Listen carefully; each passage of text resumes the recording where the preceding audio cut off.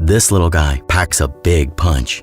It's the size of a walnut and can release the same energy as 2,000 liters of diesel. Not bad for a rock. With so much power comes great responsibility. For as fission reactions take place, the uranium fuel is slowly transforming into roughly 1/3 of the periodic table as solids and gases. These are the radioactive fission products that make nuclear waste dangerous, and they must be permanently contained.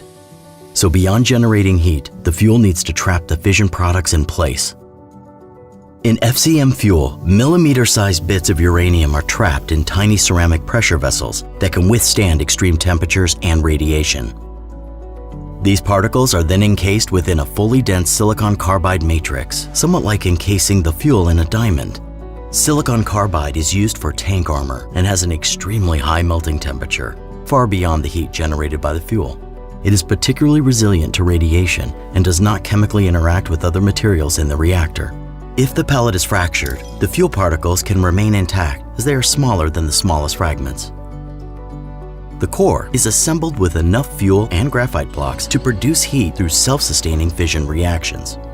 This fully ceramic core has the lowest power density of any commercial reactor ever, allowing it to easily dissipate excess heat. To power it up, control rods are withdrawn and the fission reactions can begin. But these reactions slow down at higher temperatures.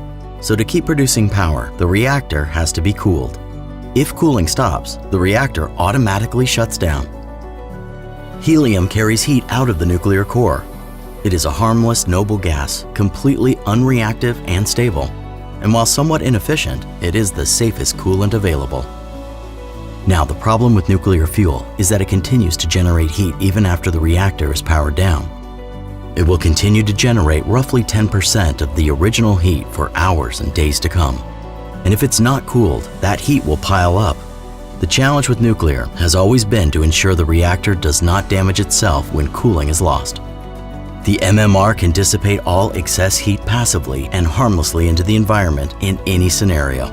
Like a warm puck, it cools off just by sitting there. No moving parts or fluids, no operator actions, just simple cooling by conduction and glowing. This means the reactor can tolerate extreme conditions and survive undamaged.